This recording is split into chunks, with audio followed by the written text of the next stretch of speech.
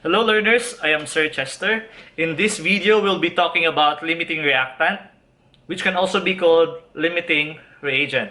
Along the way, we will also discuss a related topic called excess reactant and percent yield.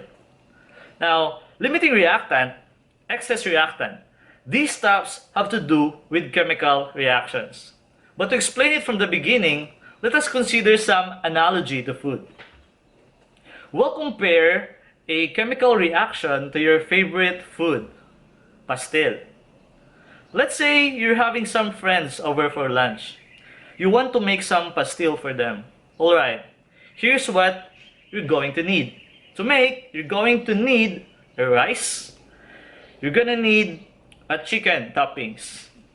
Since we're comparing chemistry and cooking, we can write the recipe for this kind of chemical equation. Alright, here it is. 1 scoop of rice plus 1 bunch of topping, it gives us 1 pastel. The components over here that we start with, we can think of those kind of like reactants in a chemical reaction. And the products over here, pastel, is what we end up with. Okay, so now we've got our components. Notice we have different numbers of each one of these. This happens a lot in cooking, and it also happens a lot in chemical reactions. You often start with different amount of each reactants, so we're talking about limiting reactant here. And limiting reactant comes into play when we ask the question, given these different numbers of ingredients, what is the greatest number of pastel that we can make? Alright, we've got 5 rice here, we got 7 bunch of toppings, but if we'd only got 5 cups of rice, we can really only make 5 pastel, right? So check this out. Here's the first pastel, here's the second one, here's the third one, here's the fourth one, and here's the fifth one, and then we run out of rice, and we cannot make any more pastel. If this were a chemical reaction, we'd say that rice is the limiting reactant. Okay, here's the definition for you. Limiting reactant is the first reactant that's used up in a reaction. When the limiting reactant is all used up, no more product can form and the reaction stops. So clearly, that the rice is the first of these components that was used up as we're making the pastel. And as soon as we use it all up, then no more product can be formed. So we cannot make more pastel because the whole process has to stop. We call it limiting reactant because it limits how much product we can make, right? So it doesn't matter if we have 1,000 toppings. Once we run out of those 7 cups of rice, then we're done. We cannot make any more pastel. So the total number of pastel that we can make is completely dependent on the amount of rice, which is the limiting reactant that we have. So after we run out of the rice, we also have a component left up here, and these are what we call excess reactants. Excess reactant is what is left over after the reaction stops because the limiting reactant got all used up in the process. Okay? So we have some excess reactant. We got the toppings here, 2 excess toppings that are left over after the rice gets all used up. Okay, so now that we've talked about the concepts behind limiting reactant and excess reactant, let us use this information to solve some problems that are a little bit more advanced. Consider the reaction between potassium oxide and hydrochloric acid. If 10 grams of potassium oxide was made to react with 10 grams of hydrochloric acid, which reactant is limiting and which reactant is in excess? Use the following molar masses. K2O is equal to 94.2 gram per mole. HCl is equal to 36.5 gram per mole. So the first thing that we have to do is to write a chemical equation, a balanced chemical equation. So we have K2O plus 2HCl will give us 2KCl plus H2O. So the first step that we have to do to determine the limiting reactant in excess reactant in the equation is to convert the mass of both reactants to their corresponding moles. So we have K2O, we have 10 grams, 2HCl, we have 10 grams. For the K2H, we have 10 grams divided by its molar mass of 94.2 gram per mole, we have 0.1062. And for HCl, we have 10 grams. Divided by its molar mass, we have 36.5 gram per mole.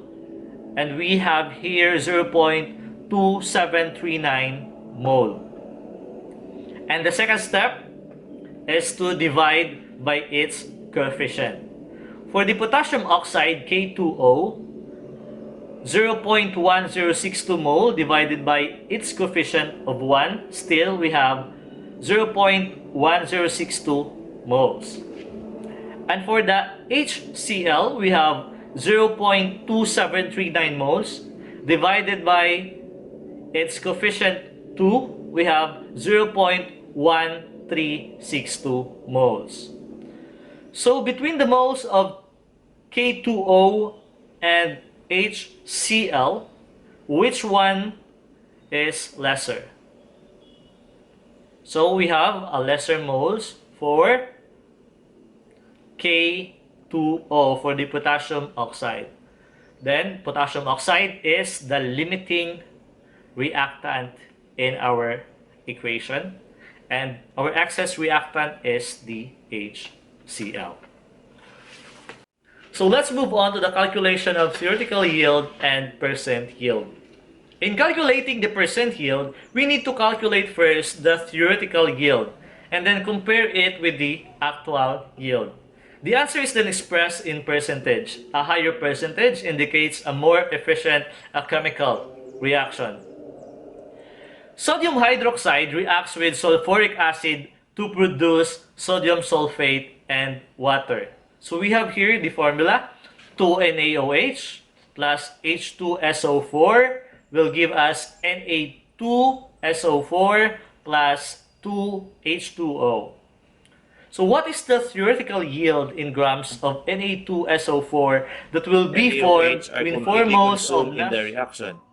Na2SO4 has a molar mass of 142 gram per mole. What is the percent yield if only 270 grams were produced?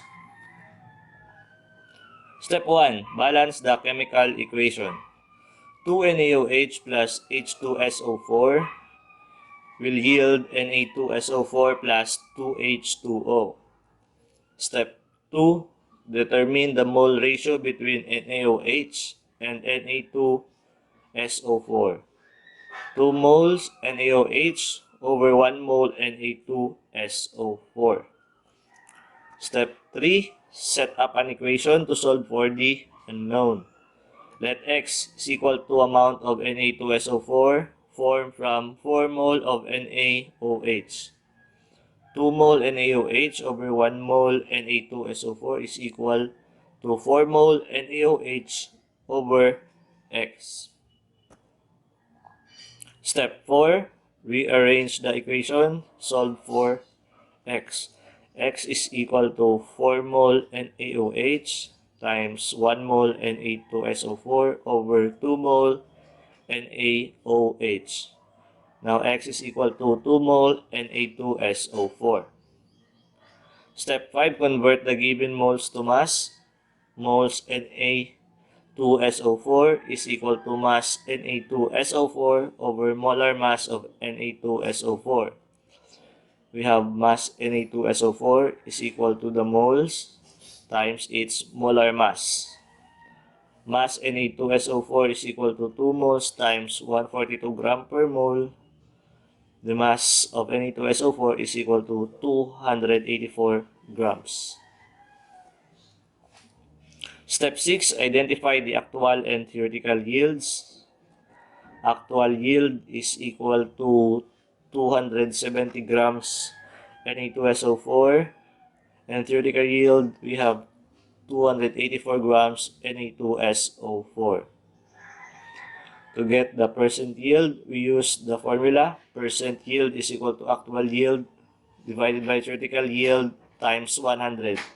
Percent yield is equal to 270 gram over 284 grams times 100.